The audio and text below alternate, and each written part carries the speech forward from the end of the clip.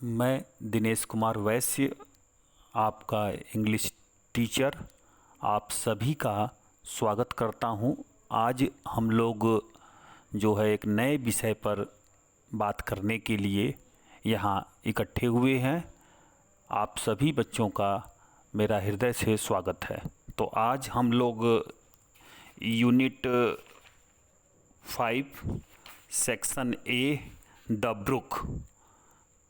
Book एक famous poem है जिसे लॉर्ड अल्फ्रेड टेनिसन ने राइट किया है। बच्चों, लॉर्ड अल्फ्रेड टेनिसन, जिसकी तस्वीर आपको यहाँ दिख रही है, ये देखिए, ये लॉर्ड अल्फ्रेड टेनिसन है। यहाँ दूसरी एक तस्वीर है Lord Alfred Tennyson. Lord Alfred Tennyson was born in England, meaning he was a British poet. वह एक अंग्रेज पोएट थे। He is one of the most popular English poets. His poems have a musical quality because of his effective use of sound words. उन्होंने ज़्यादातर जो भी poems लिखा है उसमें म्यूजिकल इफ़ेक्ट्स है, यानी उन पोएम्स में आपको जो है जैसे कि गाने में लय ताल होता है, उसी तरह से इसमें भी आपको लय ताल मिलेगा। ठीक है, अब हम लोग अपना टाइम वेस्ट नहीं करते हैं और सीधे पोयम की तरफ चलते हैं। अल्फ्रेड टेनिसन के बारे में हमें लगता है कि आप सभी को काफ़ी बातें समझ में आ गई होंगी। वो एक्चुअल में तो विक्टोरियन एरा के पोएट्स थे, यानी जिस समय उन्होंने अपनी पोइट्री लिखनी शुरू की उस समय महारानी विक्टोरिया जो है इंग्लैंड पर शासन करती थी। तो यहाँ आपके सामने द ब्रुक की 4 लाइन्स है। अगर आप ध्यान से देखें तो जो मैंने म्यूजिकल साउंड की बात की थी, तो यहाँ राइमिंग स्कीम को आप समझ लें। हॉर्न, यहाँ आप देखिए हॉर्न, हॉर्न आप बच्चों को दिख रहा है सभी को। मैं एक काम करता हूँ, इसको आपके लिए जो है अंडरलाइन कर देता हूँ, तो शायद आपको बेहतर तरीके से समझ में आ जाएगा। ये सभी जो है लास्ट के जो है वर्ड्स हैं। यहाँ पर आप देखें हॉर्न, फिर यहाँ देखिए शैली, फिर फर्न, फिर वैली, यानी हॉर्न, फर्न, शैली, वैली, यानी ए बी। समझ में आ रहा है? इसकी जो राइमिंग स्कीम होगी बच्चों, ए बी, मीनिंग हर्न, फर्न, शैली, वैली, ये इसकी राइमिंग स्कीम है। अब हम लोग इस पोयम को देखते हैं बच्चों। ये जो है एक brook is a small river. अब ब्रुक जो है एक स्मॉल रिवर है, जैसा कि सबको पता है कि ब्रुक का मतलब झरना, नदी या कोई छोटी नदी। ठीक है, उसे हम लोग ब्रुक कहते हैं। तो यहाँ पर वह ब्रुक यानी एक छोटी नदी को एग्जाम्पल दे करके हमें जो है एक शिक्षा देना चाहता है। ये शिक्षा देना चाहता है, ये मॉरल देना चाहता है कि ब्रुक जो होता है यानी जो नदी होती है वो नेचुरल होता है, उसे नेचर ने बनाया है और इसीलिए उसका एग्जिस्टेंस परमानेंट है। लेकिन जहाँ तक इंसानों की बात है या जानवरों की बात है, जो लिविंग बीइंग्स हैं जिन्होंने यहाँ पर जन्म लिया, उनकी डेथ होना तय है। तो ब्रुक में इन चीज़ों का बहुत ख्याल रखा गया है। अब हम लोग लाइन को पढ़ते हैं। आई कम फ्रॉम हॉन्ट्स। हॉन्ट्स माने ड्वेल, यानी निवास करना, यानी रहना। जहाँ हम लोग कहीं पर रहते हैं, दैट इज कॉल्ड हॉन्ट।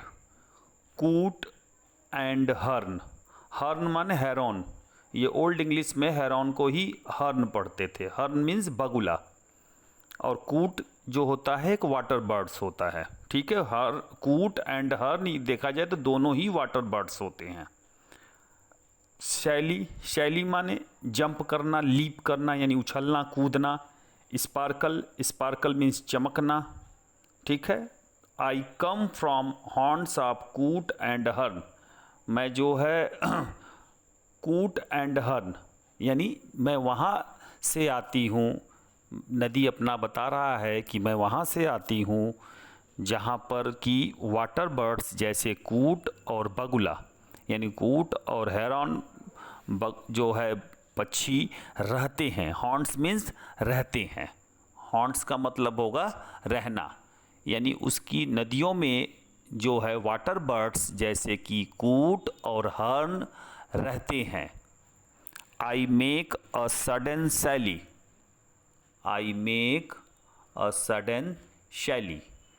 तो मैं जब भी नदी से निकलता हूँ तो मैं बहुत ज़ोर से जो है उछलता कूदता निकलता हूँ।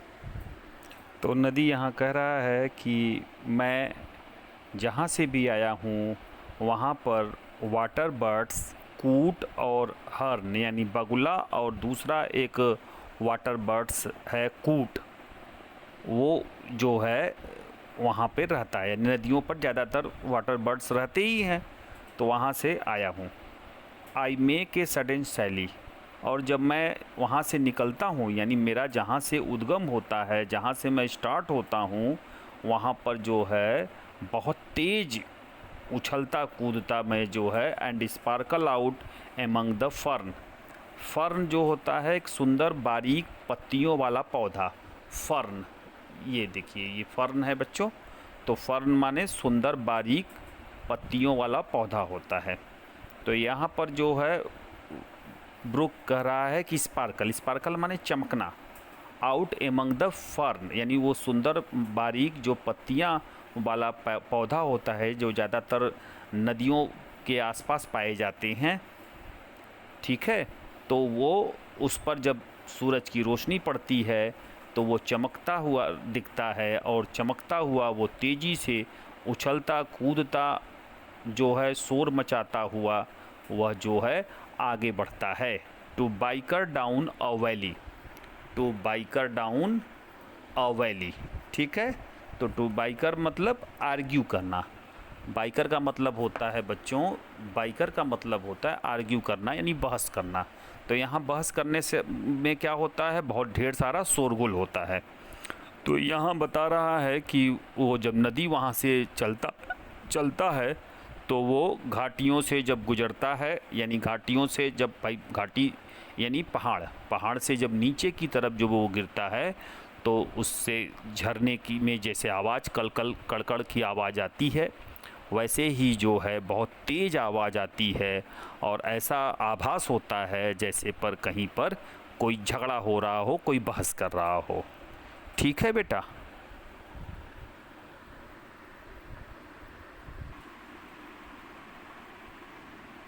अब बच्चों हम दूसरे स्टेंजा की तरफ चलते हैं। यहाँ देखिए एक बार फिर से यहाँ पर उसकी राइमिंग स्कीम आप समझ लीजिए। Down town ridges bridges, down town ridges bridges, यानी ए बी, यानी डाउन की राइमिंग टाउन से हो रही है और रीजेस की जो है ब्रिजेस से हो रही है। ठीक है, ऐसे ही आप नीचे देख लीजिए। Flow go river ever, A B. अब बच्चों यहाँ पर आप देखिए by 30 hills I hurry down. बच्चों यहाँ 30 यहाँ नंबर से मतलब नहीं है। यहाँ पर 30 माने तो 30 होता है, 30 एक नंबर होता है। यहाँ पर नंबर उसने ऐसे ही जो है उसकी खूबसूरती को बनाने के लिए किया है, क्योंकि 30 हिल्स का मतलब 30 हिल्स, तो उसने कोई काउंट नहीं किया था कि 30 हिल्स, तो एक रफली उसने बताया कि ढेर सारे, यानी 30 हिल्स से अर्थ है कि ढेर सारी हिल्स पर यानी पहाड़ियों पर चोटियों पर ये नदी जो है गुजरते हुए आई हरी डाउन, यानी वहाँ से जल्दीबाजी मानी तेज़ गति से, यानी जहाँ से हमारी जब गंगा नदी का अगर एग्जाम्पल लोगे तो ये हिमालय से जब निकलती है तो जहाँ से निकलता है वहाँ से इसकी नदी की जो धारा होती है वो बहुत तेज़ होता है। और वही चीज़ को यहाँ पर पोएट समझाने की कोशिश कर रहा है कि वो बहुत तेज़ी से नीचे की तरफ गिरता है, क्योंकि हिमालय पर्वत बहुत ऊंचाई पर है। तो वहाँ से जब वो नदी नीचे की तरफ आता है तो बहुत तेज़ आवाज़ होती है और बहुत तेज़ स्पीड होती है। और slip between the ridges by 20 thorps a little town and half 100 bridges. और slip between the ridges, ridges माने यहाँ दो घाटियों के बीच के जगह को कह रहा है। आपने पहाड़ों पर देखा होगा, तो अगर आपने मिर्ज़ापुर में अगर बिंडम फॉल और किसी पिकनिक स्पॉट पर गए होंगे तो देखे होंगे कि पहाड़ों के बीच से भी पानी गिरता हुआ दिखता है, और उसी चीज़ को हम लोग देखने के लिए वहाँ एंजॉय करने के लिए जाते हैं। तो यहाँ पर भी पोएट यही समझाने की कोशिश कर रहा है, रीजेस माने बीच के पोर्शन को कर रहा है, यानी दो पहाड़ियों के जो बीच का हिस्सा होता है जहाँ से वो पानी, स्लिप माने स्लिप करना, यानी कोई जो है सरक जाना, खिसक जाना, ठीक है। स्लिप जैसे हम लोग बोलते हैं ना कि मैं स्लिप कर गया, तो वही चीज़ यहाँ अर्थ होगा कि वो पानी बहुत तेज़ी से वहाँ से दोनों पहाड़ियों के बीच से जो है निकलता है। बाई 20 थॉप्स, थॉप्स माने विलेज होता है, गांव। तो 20 माने 20 थॉप्स एंड 20 विलेजेस। 20 विलेजेस का मतलब यहाँ भाव ये होगा कि ढेर सारे गांवों से, अ लिटिल टाउन यानी छोटे कस्बों से, एंड हाफ 100 ब्रिजेस, और कम से कम जो है 50, यानी 50 बता रहा है, यानी ढेर सारे, यहाँ भी अर्थ वही होगा कि कम से कम 50 ब्रिजेस। ब्रिजेस जो कि नदियों के ऊपर पुल बनता है, जो उसके नीचे से वह गुजरता है, ठीक है। अब आप आइए थर्ड स्टैंजा में। Till last by Philip's farm I flow to join the brimming river. Till last by Philip's farm मतलब फिलिप्स फार्म, फिलिप किसी व्यक्ति का, एक अननोन व्यक्ति का नाम, फार्म मीन्स खेत। यहाँ देखिए बेटा, फार्म, फार्म मतलब खेत। तो फिलिप के खेतों से वो गुजरता हुआ, आई फ्लो यानी फ्लो माने बहता हुआ, to join the brimming river, तो वो जो है दूसरे जो रिवर से जो ओवरफ्लो करता है। यहाँ ब्रीमिंग का मतलब ओवरफ्लो करना, यानी वो जो नदी है वो पानी से पूरी तरह से भरी रहती है, ठीक है, एकदम छिछली नहीं बल्कि भरी हुई थी, गहरी नदी होती है, तो उसी की बात करता है। फॉर मेन में कम एंड मेन में गो but I go on for ever. अब वो कह रहा है कि इंसान आए या इंसान जाए, यानी हम लोग जो ह्यूमन बींग्स हैं, हम लोग जन्म लेते हैं और मर जाते हैं, फिर जन्म लेते हैं, फिर मर जाते हैं, but I go on for ever. लेकिन यह नदी जो होती है वो वैसे ही निरंतर, आज जैसे चल रही है तो 100 साल बाद भी ऐसा ही चलेगी। 100 साल या 1000, 10,000 साल, 5,000 साल पहले भी नदी ऐसे ही चलती रही थी। तो इसका हम लोग अनुमान लगा सकते हैं। लेकिन इंसानों की जो सभ्यता है वो ख़त्म होती गई और नई सभ्यता बनती गई। तो उसी चीज़ के लिए वो समझाने का प्रयास कर रहा है कि ह्यूमन बींग्स, जो हम लोग इंसान हैं, वो नश्वर हैं, लेकिन जो नेचर है, नेचर कभी ख़त्म नहीं होता। नेचर अपना काम ऐसे ही निरंतर करता रहता है। अब आप यहाँ नीचे की जो है स्टेंजा में ध्यान दीजिए। आई चैटर ओवर स्टोनी वेज। यहाँ चैटर माने होता है फालतू की बकवास करना या चहचहाना। जब ढेर सारी बर्ड्स एक साथ अपनी आवाज़ को बोलती हैं तो वहाँ पर जो है चैटरिंग जिसको कहते हैं, सारे बर्ड्स की आवाज़ आप लोगों ने कभी किसी जो है बगीचे वगैरह में गए होंगे तो सुने होंगे। तो वही यहाँ जो है कल्पना कर रहा है कि वह जो है I chatter over stony veg, यानी जब मैं स्टोनी वेज यानी जहाँ मेरा रास्ता पथरीला होता है, स्टोनी माने पत्थर, तो जहाँ का रास्ता हमारा पथरीला होता है, इन लिटिल शार्प्स एंड ट्रेबल्स, तो वहाँ पर जो है शार्प्स का मतलब आप लोग बच्चों समझ ही रहे होगे। Sharp, sudden and steel voice यानी तेज आवाज़, शार्प माने तेज, एंड अगला वर्ड है ट्रेबल्स। ट्रेबल्स माने हाई पिच, वही जो मैंने अभी आपको बताया है, ट्रेबल्स। शार्प मीन्स तेज और ट्रेबल्स मीन्स आवाज़, बहुत तेज आवाज़ में ये जो है आगे की तरफ बढ़ता है। अब आपको मैं वो दिखा देता हूँ, जैसे ये देखिए आप, पत्थर उत्थर दिख रहा है आपको ये नदियों के बीच में बच्चों, तो ये यही बता रहा है कि ये नदी का जो पानी है, वाटर है, एक बार फिर से आप लोग ध्यान से देख लें, जो पानी है इधर से थोड़ा मैं बड़ा कर दिया हूँ। आप देखो, ये देखिए झाड़ वगैरह दिख रहा है, ये पौधे वगैरह दिख रहे हैं जो जिसकी बात कर रहे थे अभी ऊपर की लाइन में। यहाँ पानी देखिए, नदी का पानी बहुत तेज़ी से जो है गुजर रहा है और ये चारों तरफ उसके पत्थर हैं। तो जब पत्थर से टकराता है तो ये एक आवाज़ करती है, उसी आवाज़ को वह समझाने की कोशिश कर रहा है। ठीक है। I chatter over stony ways in little sharps and trebles. I bubble into eddying bays. Eddying bays का मतलब वर्लिंग। एडिंग बेज का मतलब वर्लिंग। वर्लिंग माने चक्राकार, गोलाकार। जैसे आपने पानी में कभी भंवर वगैरह देखा होगा, जहाँ पानी एक साथ गोले में जो है घूमता रहता है। तो यहाँ पर बबलिंग यानी जो है सर्कल में करके बहुत जब तेज़ चलता है तो बबलिंग करता हुआ वो पानी की जो है लहरें हमको दिखाई देती है। तो आई बबल इनटू एडिंग बेज, उसी की बात कर रहा है कि वो बबल कर रहा है, बबलिंग कर रहा है। ठीक है। बबलिंग में ना बुलबुले बनाना, पानी के बुलबुले वगैरह देखे होंगे। I babble on the pebbles. Pebbles माने कंकड़ पत्थर होता है। चमकीले पत्थर वगैरह भी जो है रास्ते में रहते हैं, नदियों के किनारों पर आप लोगों ने देखा होगा। तो जब उस पर वो पानी टकराता है और जो है सूर्य की रोशनी उस पर जो पड़ती है तो बहुत ही वो जो है चमकीला दिखता है। और बैबल मीन्स होता है बड़बड़ाना। बैबल का मतलब मरमरिंग करना, बड़बड़ाना। तो यानी वो यहाँ ये दिखा रहा है कि वो बड़बड़ाता हुआ यानी तेज़ आवाज़ करता हुआ आपको ऐसा लगेगा कि नदी जो है अपने से ही कुछ बड़बड़ा रहा है, कुछ बोल रहा है, लेकिन वास्तव में ऐसा कुछ नहीं होता। वो एक कवि की कल्पना है कि वो उससे टकराता है और एक प्रकार से जो है एक तेज आवाज़ क्रिएट करता है। ठीक है। अब आइए अगले स्टैंजा पर। With many a curve my banks.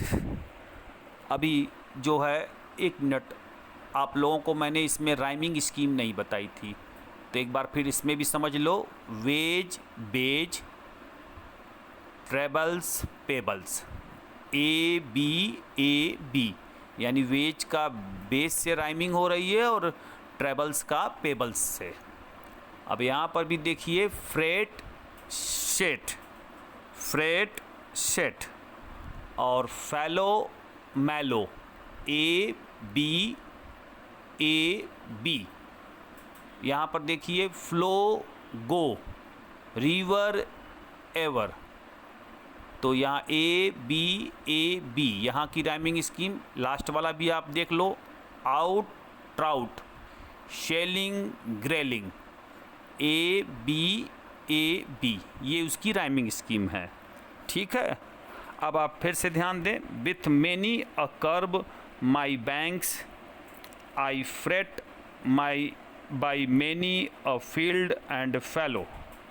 With many a curve मतलब गोलाकार यानी मुड़ना। अगर नदी को देखोगे तो नदी बिल्कुल सीधा नहीं जाता, उसमें बहुत से मोड़ होते हैं, यानी बिल्कुल स्ट्रेट वे नहीं जाएगा। ये जगह जगह से, कई जगह से नदी की जो धारा है वो अपने आप रास्ता ढूंढ करके वहाँ से मुड़ जाती है। तो विथ मैनी ए कर्व मतलब बहुत से कर्व यानी बहुत से मोड़ होते हैं। माई बैंक्स माने, यहाँ बैंक माने नदी का किनारा, यानी नदियों के किनारे से आप देखोगे तो कई जगह से नदियाँ जो है अपना रास्ता मोड़ लेती हैं, यानी दूसरी तरफ मुड़ जाती हैं, बिल्कुल स्ट्रेट नहीं जाती। ठीक है। आप लोगों को ये बात समझ में आ रहा है। फ्रेट का मतलब डिस्ट्रॉय ग्रेजुअली, नष्ट करना। आई फ्रेट माने मैं नष्ट करते हुए, यानी जो भी रास्ते में नदी को के सामने जो कुछ भी आता है, नदी जो है उसे नष्ट करते हुए, यानी वो चीज़ उसी में विलीन हो जाता है, नष्ट हो जाता है, समाप्त हो जाता है और इस तरह से वो आगे बढ़ता है। By many a field and follow. देखा जाए तो उसके रास्ते में बहुत से खेत मिलते हैं। आप लोगों को पता ही है खेतों के लिए पानी की बहुत ज़रूरत होती है। Fallow uncultivated farm land. Fallow का मतलब अनकल्टिवेटेड फार्म, यानी ऐसे जगह को कहेंगे कि जो कि कल्टिवेटेड ना हो, यानी जहाँ पर जो है कल्टीवेशन का काम यानी उपजाऊ का काम यानी उगाने का काम अभी शुरुआत नहीं होता है। यानी जिसको आप जो है जब पानी पड़ता है तभी न जुताई या बुआई की जाती है, तो वही चीज़ यहाँ पर कवि समझाने की कोशिश कर रहा है कि वह रास्ते में बहुत से फील्ड यानी खेतों को और ऐसे खेतों को भी जो कल्टीवेशन अभी जिस पर नहीं हुआ है, यानी जिसकी कटाई वगैरह अभी नहीं हुई है, उन खेतों को बहुत से समय में देख रहे हो कि पानी क्या करता है, जब बाढ़ वगैरह का पानी आता है तो बहुत से खेतों को बर्बाद कर देती है। उसी चीज़ को यहाँ समझाने की कोशिश करता है। And many a fairy foreland set with willow weed and mallow. Many fairy foreland means an area of land which lies in front of something। मतलब एक ऐसा जगह जो किसी काम के लिए रहता है, यानी कोई मैदानी क्षेत्र आप कह सकते हो, कोई गांव वगैरह, कोई छोटा कस्बा वगैरह कह सकते हो।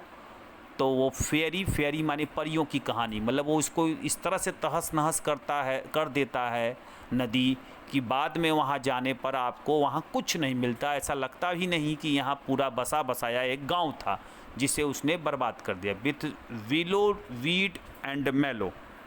विलो वीड एंड मेलो एक प्रकार का जो है बेटा प्लांट्स होता है। ये जो है नदियों के किनारे उगने वाले जो है बिना जो है तने वाला ये एक पौधा होता है जिसमें तना नहीं होता। तो उन पौधों को भी साथ में जो है लेता हुआ चला जाता है नदी की धारा। आई चैटर एज आई फ्लो।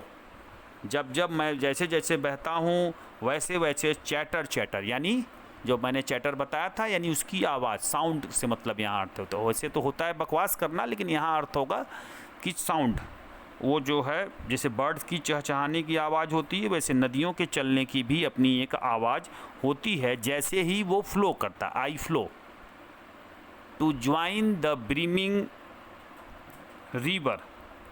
अभी ब्रीमिंग रिवर आपको पीछे भी मैंने पढ़ाया था, यानी इस तरह से वो जो है उस लाइन को यहाँ फिर से रिपीट किया गया है कि ब्रीमिंग रिवर का मतलब ओवरफ्लो।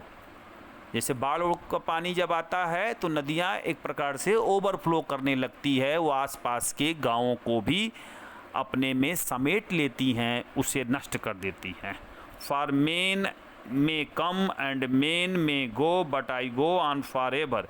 ये लाइन फिर से वापस दोबारा आया है कि जो है वो आदमियों के लिए, वो इंसान जो आता है और चला जाता है, लेकिन मैं यहीं रहता हूँ।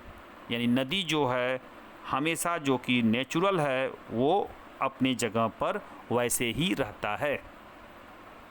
आई wind about and in and out. I wind about in and out मतलब यहाँ पर हवा की बात कर रहा है कि हवा बहती है, कभी तेज कभी धीमा। With here A blossom shelling. यहाँ पर अगर बात कह रहा है तो ब्लॉजम माने खिलना, शेलिंग खिलना से मतलब है फ्लावर, फूल खिलना। ब्लॉजम मीन्स फूल खिलना, ठीक है। ब्लॉजम मीन्स फूल खिलना, और शेलिंग का मतलब शी यानी समुद्री यात्रा कह सकते हो, क्योंकि सबको पता है कि ये नदियाँ जाकर के कहाँ गिरती हैं, समुद्र में जाकर के मिल जाती हैं। उसी बात को यहाँ समझाने की बात कर रहा है। And here and there a lusty trout. और यहाँ वहाँ जहाँ भी आप देखते हो तो ये तीव्र रूप से, लस्टी मीन्स तीव्र, बहुत तेज, तीव्र या जो है बहुत तेज। और ट्राउट का मतलब होता है एक प्रकार के फ्रेश वाटर जो है फिश होता है एक प्रकार का, उसी के लिए कह रहा है जो फ्रेश वाटर में रहती है। ट्राउट एक प्रकार की मछली को कहते हैं, एक प्रकार का फिश होता है, तो वो बहुत तेज होता है। लस्टी माने बहुत तेज, यानी बड़ा ही खूंखार वो मछली होती है। And here and there a grayling. Here and there a grayling. Grayling भी जो है एक प्रकार के जो है फिश होता है। ये ट्राउट और ग्रेलिंग दोनों फिश होते हैं, ये दोनों ही बड़े तेज होते हैं, और ये भी यहाँ वहाँ नदियों में कहीं न कहीं दिख जाते हैं। अब आ जाते हैं आगे के लाइंस में। अब आप लोग ध्यान दें, flake, water break, travel, gravel, A B, flow, go, river, ever, फिर प्लॉट्स, नोट्स, कवर्स, लवर्स। ये आपका जो है राइमिंग स्कीम है। ठीक है बच्चों, तो अभी हम लोग इसको फिर से आगे बढ़ते हैं। And here and there a foamy flake, यहाँ वहाँ एक फोमी फ्लैग की तरह दिखता है। देखो ये थोड़ा मैं क्लोजअप दिखा रहा हूँ। ये बच्चों, ये सब जो है इसी को फोमी फ्लैग कहते हैं।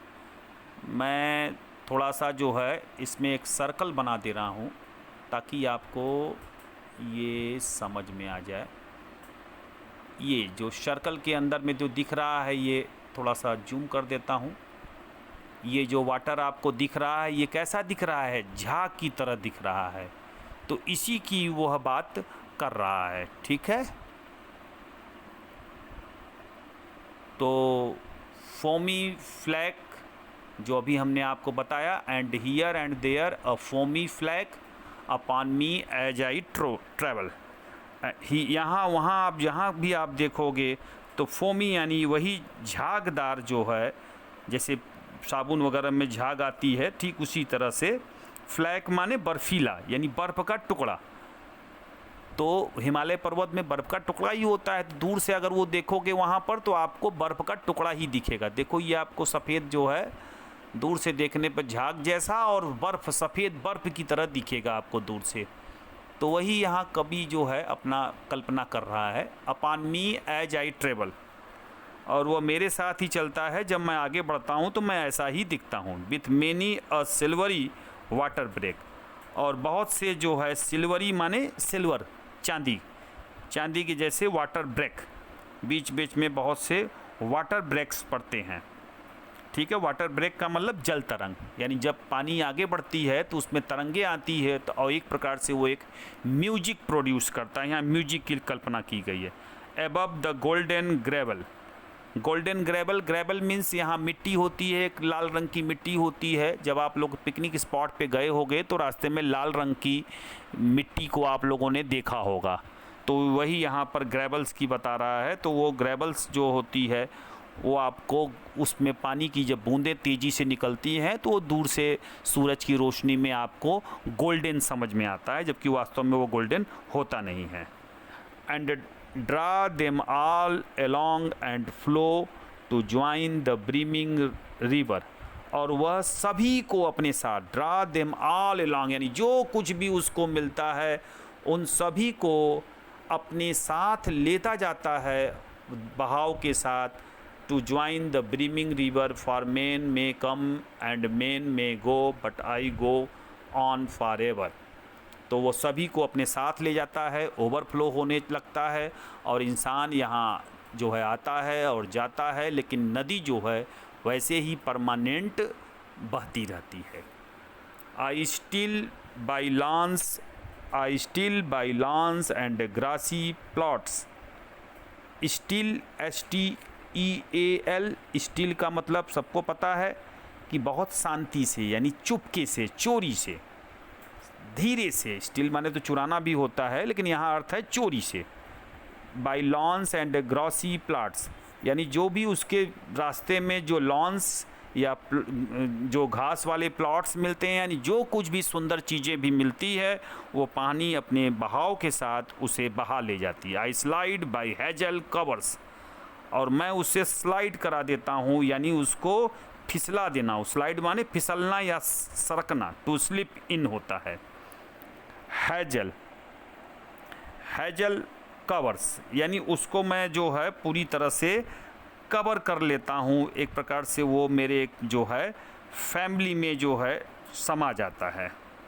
I move the sweet forget me notes that grow for happy lovers. I move the sweet, मैं आगे बढ़ता जाता हूँ जो है।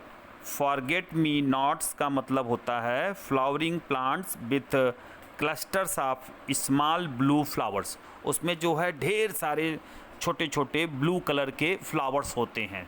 स्वीट फॉरगेट मी नॉट्स का मतलब ये होता है। तो मैं उसको भी अपने साथ मूव कर ले जाता हूँ, यानी बहा ले जाता हूँ। That grow for happy lovers, यह ज़्यादातर जो हैप्पी लवर्स यानी खुश जो प्रेमी होता है, लवर्स होता है, जो प्रकृति को प्रेम करता है या किसी को भी प्रेम करता है, तो वो अपने प्रेम के प्रतीक को यानी उसको दर्शाने के लिए उसे ग्रो करता है, यानी उस फूल को लगाता है। तो फूल हमेशा ही जो है आपका किसी के प्रति अफेक्शन या आपका जो है उसके प्रति प्रेम को दर्शाता है। उसको एक्सप्रेस करने के लिए हम लोग फ्लावर चढ़ाते हैं। जैसे मंदिर में हम लोग भगवान को चढ़ाते हैं तो भगवान को भी चढ़ाते हैं, तो एक प्रकार से हम अपने प्रेम को भगवान के प्रति वहाँ दिखाते हैं। किसी गेस्ट को माला चढ़ाते हैं तो वो भी देखो क्या होता है, वो आप उसके प्रति अपना सम्मान और अपना प्रेम दर्शाते हो। वही चीज़ यहाँ पर कवि कहना चाहता है। अब आइए अगले में। अब यहाँ पर आप ध्यान दें कि glance, dance, swallows, shallows, glance, dance, shallows, shallows, A B, ये राइमिंग स्कीम है। यहाँ पर भी देख लीजिए आप। Stars, bars, wildernesses, cresses. फिर आप देखो यहाँ फ्लो, गो, रिवर, एवर, ये तो बार बार आपकी लाइन आ रही है जो कि भी पीछे भी मैंने पढ़ाया है, तो आप लोग ध्यान से देखिए। आई स्लिप, आई स्लाइड, आई ग्लूम, आई ग्लांस। मैं मतलब आई स्लिप यानी मैं उसको फिसलता जाता हूँ, सरकता जाता हूँ, यानी आगे की तरफ स्लाइड करता जाता हूँ। ग्लूम माने अंधकार, रास्ते में बहुत से अंधेरे जगह भी मिलते हैं। आई ग्लांस, कहीं जगह मैं चमकने लगता हूँ, कहीं मैं अंधेरा यानी दिखने लगता हूँ। ये नदी अपने कलर को बता रही है। कई जगह देखोगे तो आप बहुत साफ़ सुथरा पाओगे, यानी जब हिमालय से गंगा जी जब निकलती हैं तो वो बिल्कुल शुद्ध निकलती हैं। लेकिन जब ये जो है आपके कलकत्ता में पहुंचती हैं तो वहां तक पहुंचते पहुंचते नदी काफ़ी अपना कलर चेंज कर देती है। तो वही चीज़ को यहाँ समझाना चाह रहा है कवि कि जो है कहीं हम चमकते रहते हैं और कहीं हम ग्लूम यानी अंधेरे की जैसा दिखते हैं। Among my skimming swallows, among यानी एमंग माने बीच में होता है, स्कीमिंग माने moving quickly and lightly over a surface. Skimming माने स्कीम करना, आप लोग स्कीमिंग बर्फ़ वगैरह पर देखे होंगे। तो यहाँ पर भी जो है स्वैलोज जो है वहाँ का एक जो है पौधा ही होता है, तो उस पर वो जो है फिसलता हुआ आगे की तरफ बढ़ता जाता है। I make the netted sunbeam dance against my sandy shallows. और मैं नेटेड, नेट माने यहाँ जाल होता है, नेटेड माने जाल, यहाँ नेट का मतलब जाल। सनबीम डांस, सनबीम माने जो सूरज की जो रोशनी पड़ती है उसमें ऐसा लगता है हमारी लहरें डांस कर रही है। अगेंस्ट माई सैंडी शैलोज, उसके साथ जो सैंडी माने यहाँ बालू, रेतीला होता है, बलुआ होता है, यानी हम अपने साथ रेत या बालू को भी लेते चलते हैं और वो हमारे बहुत काम में भी आता है। ठीक है। आई मरमर अंडर मून एंड स्टार्स, और मैं ऐसे ही बड़बड़ाता यानी ऐसे ही शोर मचाता रहता हूँ। And moon, under moon and star, चाहे वो दिन हो चाहे वो रात हो, यानी दिन में भी मेरा काम चलता रहता है और रात में जो मून की रोशनी में या स्टार की रोशनी में भी मैं निरंतर वैसे काम करता रहता हूँ। इन ब्रैम्बली वाइल्डरनेस, उसी तरह से वाइल्डरनेस का मतलब होता है जंगली स्थान, वाइल्डरनेस का मतलब जंगली स्थान, और ब्रैम्बली का मतलब होता है थॉर्नी यानी कांटेदार। ठीक है। जैसे कि ऊपर अभी आपने स्वैलोज पढ़ा था, तो स्वैलोज जो है एक प्रकार का जो है एक बर्ड होता है ये भी। ठीक है। बहुत तेज़ उड़ने वाला यह बर्ड होता है, उसी को स्वैलोज बोलते हैं, क्योंकि वो बहुत इतना तेज़ उड़ता है जैसे लगता है वो पंख नहीं फड़फड़ा रहा है बल्कि वो अपना जो है चल रहा है, तो उसी को यहाँ समझा रहा है। तो आई लिंग इन ब्रैम्बली वाइल्डरनेस, ब्रैम्बली, ब्रैम्बली माने थॉर्नी यानी कंटीला, तो रास्ते में उसके कटीले भी मिलते हैं, कांटेदार पौधे भी मिलते हैं, और अच्छे पौधे भी मिलते हैं, जंगल भी मिलता है। तो जंगली स्थान पर ज़्यादातर जो है कांटेदार पौधे मिलते हैं, तो मैं वहाँ पर उसको भी क्रॉस करता हूँ। आई लिंगर बाई माई शिंगली बार्स, तो मैं कहीं पर लिंगर माने रुकना। सिंगली का मतलब होता है पेबली या स्टोनी। सिंगली का मतलब पेबली या स्टोनी यानी पत्थर के लिए यूज कर रहा है। बार माने वहाँ रुकावट होता है, बार का मतलब रुकावट। तो I linger by my shingly bars, तो इस तरह के जो पत्थर होते हैं या इस तरह की जो रुकावटें होती हैं, स्टोनी पेबली जो है पत्थर जो रोकते हैं हमको, तो मेरा जो है रास्ता रुकता नहीं बल्कि मैं आगे बढ़ता जाता हूँ। आई लॉयटर राउंड माई क्रेसेस, और मैं अपने साथ cresses plants with thin stems and very small leaves and grow in water used in salads and sandwiches. ये एक प्रकार के सैलड और सैंडविचेस में भी इसका यूज किया जाता है, तो मैं उसको भी अपने साथ लेता चला जाता हूँ। ठीक है, मतलब मैं कहीं पर भी सुस्त नहीं होता। हाँ, ये अलग बात है कि मेरी स्पीड कहीं तेज़ या कहीं धीमी ज़रूर हो जाती है, लेकिन मेरी जो चलने की जो है रफ्तार होती है वो धीमा तेज होने के बावजूद भी कंटिन्यूटी बना रहता है, यानी मैं सतत काम करता रहता हूँ, कभी भी कोई रेस्ट नहीं लेता। ठीक है, अब लास्ट पैराग्राफ में and out again I curve and flow, और एक बार फिर मैं वो बता रहा हूँ कि मैं कर्व एंड फ्लो यानी मैं मुड़ता हूँ और तब मैं बहता हूँ। जगह जगह मेरा मुड़ा हुआ है। To join the brimming river यानी फ्लोइंग रिवर में मैं ज्वाइन हो जाता हूँ। मुड़ने के बावजूद भी मैं अपनी खूबसूरती, अगर जो है पहाड़ों से भी मेरी नदी जब नीचे की तरफ गिरती है तो मैं गिर करके भी अपनी सुंदरता, अपनी खूबसूरती को जो है नहीं ख़त्म करता। फॉर मेन में कम एंड मेन में गो but I go on for ever. इंसान जन्म लेता है और चला जाता है, लेकिन मनुष्य को अगर देखोगे तो वह जो है कभी भी परमानेंट नहीं होता।